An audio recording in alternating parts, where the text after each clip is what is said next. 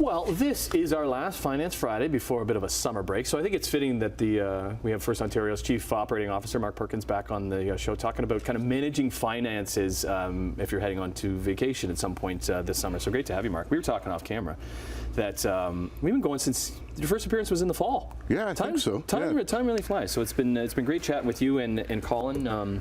These Fridays. So let's look ahead. Let's get ready for those summer vacations and kind of when it comes to finances, because that's always number one. Yeah, so the summer's here, and for many people that means taking a summer vacation.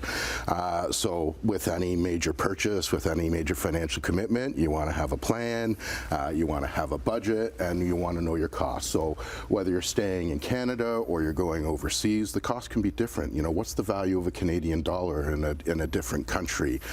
Inflation, high interest rates are persistent everywhere, so you really need to understand that.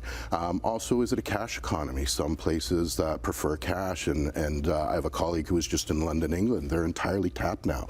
So you got to have your credit card, you got to have a debit card away for electronic payment, and those costs can add up. Well, I was going to say, how'd your colleague do when they got the they got the credit card big bill back from England, because the pound is way above ours, and just like the price for, let's say, even a pint or something like that is kind of similar. So then when you get the credit card bill back, it's a bit of a shock. So how do we deal with credit cards?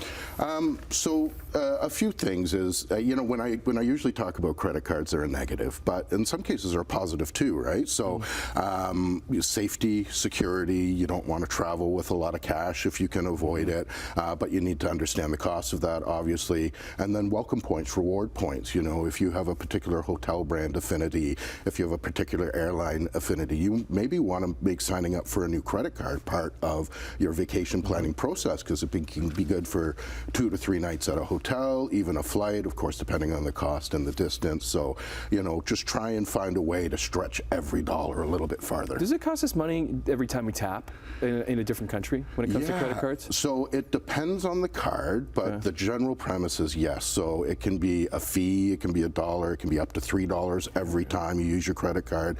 Some cards are actually charging 2.5% to 3% of every transaction, and that's not including the exchange rate, which they already have a profit component built into as well. So again, really trying to dig in and understand all those costs and have a balance of cash, have a balance of credit. Like a bottle of water in some countries is less than $1, some it's up to $6.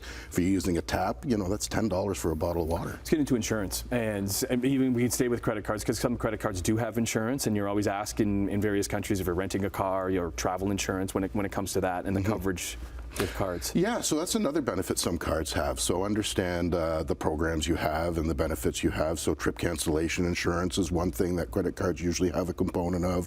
Car rental insurance, depending on your card. But the one thing a lot don't come with is travel insurance or medical insurance. So if you're an employee, you have benefits. You know, you need to understand if you have something there. If not, buy travel insurance, because nothing can turn a trip sideways like a medical emergency. And the U.S. is a good example, because they have a very private healthcare system. Even a minor medical emergency can end up costing thousands, if not tens of thousands of dollars. So you want to ensure that travel insurance piece is a part of the budget. Yeah, I know it is a little bit extra, but it is just for peace of mind going on the trip, especially if it's with the whole family, just to have that. Well, it's insurance, right? You don't need it unless you need it, and then you're happy to have it. But good. You know, with that, I'll say have a great and fun summer to all your viewers out there. And you know, Finance Friday is also taking a vacation for the summer, so we'll be back in September with a whole new list of questions. Well, it's been great having you, Mark, and Colin, each in kind of rotating weeks since the fall, and we'll continue that this coming fall. So have a great summer, Mark, and if you have a financial question, I guess we can put this on the brakes until the fall, but Finance Friday at First Ontario, and we'll get this back going come September.